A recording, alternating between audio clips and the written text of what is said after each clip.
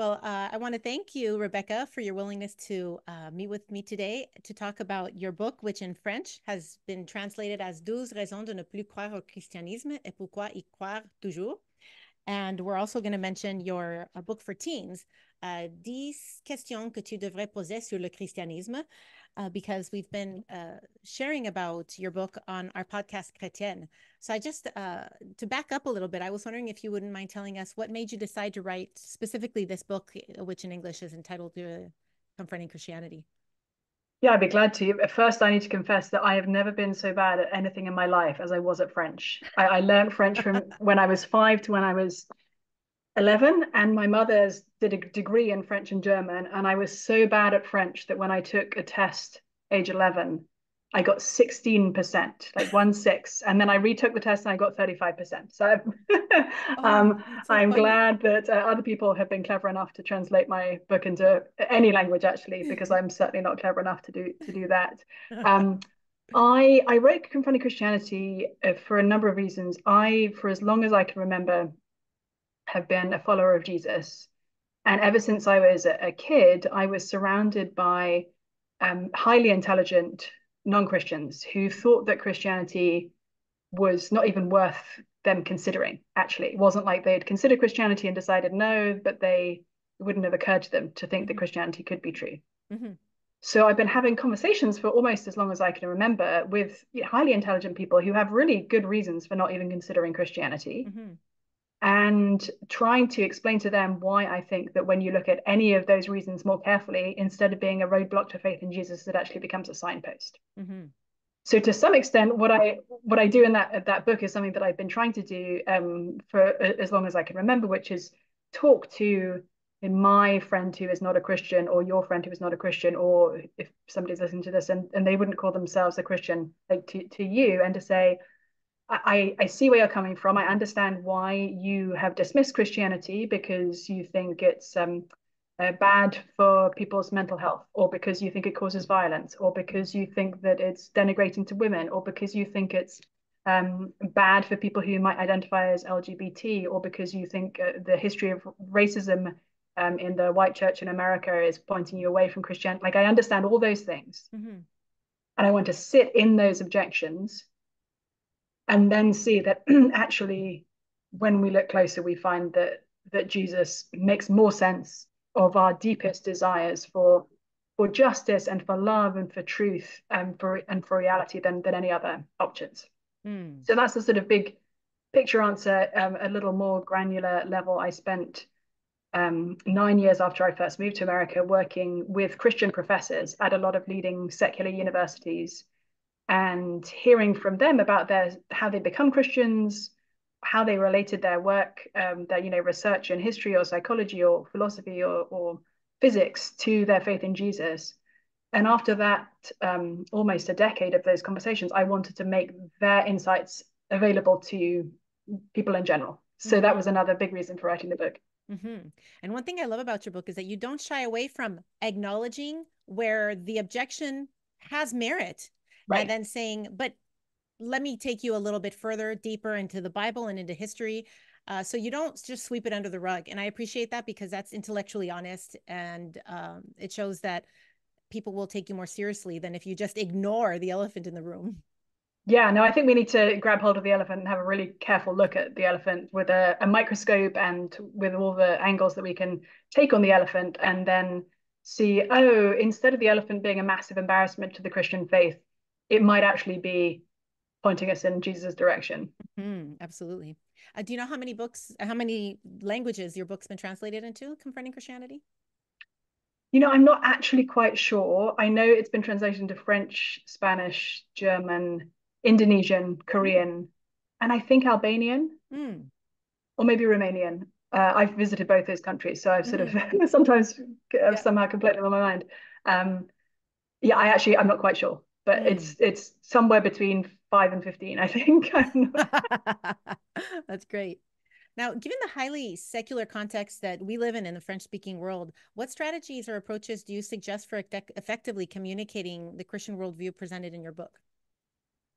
I think two things. Number one, as we've already discussed, start with the objections that people have, and as the late Tim Keller used to put it, you and I, if we're followers of Jesus, we need to be able to articulate our non-Christian friends' objection to Christianity in such a way that they would say, yes, that's exactly what I mean. And in fact, you've put it even better than I would have done. We need to give full voice to what the objection is, and to start there, so we're not brushing anything under the carpet. Secondly, and I try to do this in the book, I tend to start with looking at evidence that both me and a non-Christian could both look at and say, okay, we see the same data here. We might draw different conclusions, but let's look at the data.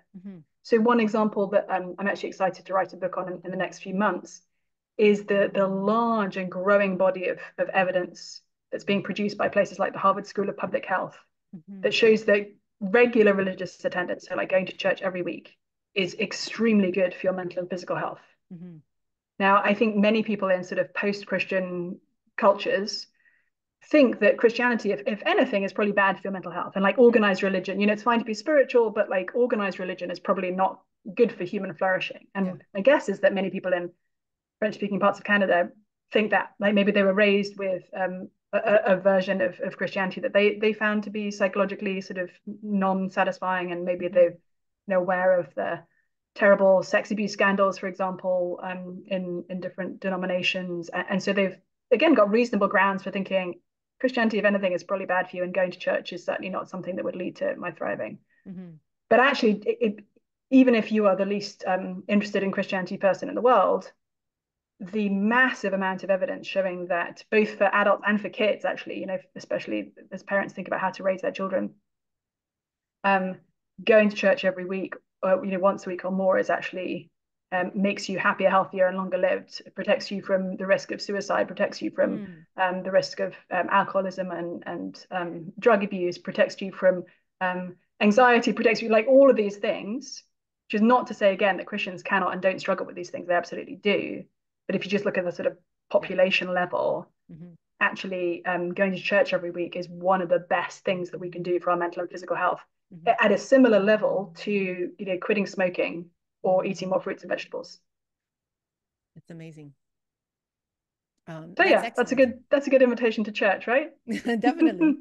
Definitely. And I think it's so wise to suggest that we put ourselves in their shoes for a minute and try to say like, if anyone listening was in debate when they were in high school and they had to present a view that they didn't hold, and they learned to do so well, that's just the fair thing to do to someone you care about who holds a different view than you. So I appreciate that reminder, because I think sometimes it's easy to create a straw man of the other, and just employ all kinds of logical fallacies.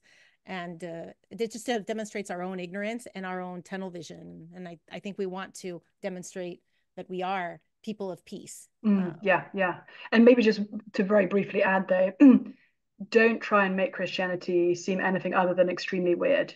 I think sometimes we can be so keen to make the gospel attractive to our neighbors that we try to sort of accommodate what the Bible says to our culture around us. Actually, that's the last thing we need to do. We need to be loving towards those around us and embracing and welcoming towards those around us.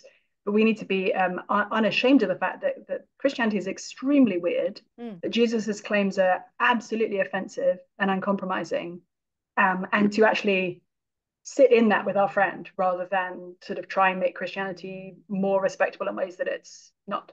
Yeah, or cool for that matter. Yeah. Yeah. One last question. So your two books have been translated into French, as well as Is Christmas Believable and Is Easter Believable? And I was just curious if there's another book of yours that you would particularly like translated into French if you had your choice.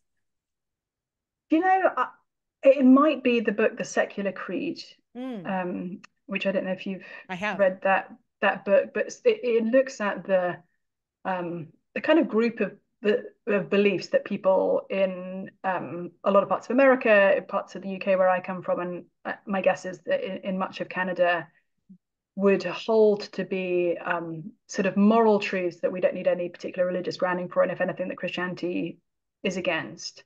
And the kinds of beliefs that are represented in the yard signs that say, in this house we believe that Black Lives Matter, love is love, women's rights are human rights, etc.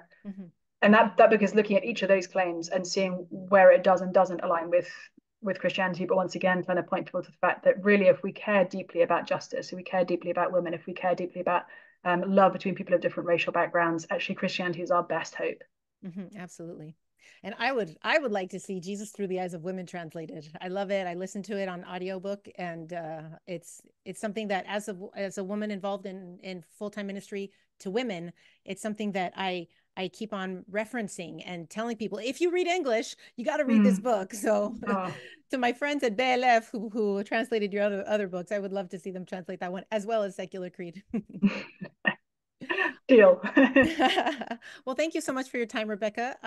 We are really enjoying this series that we've gone through your book, and we look forward to more of your work in English and in French in the years ahead.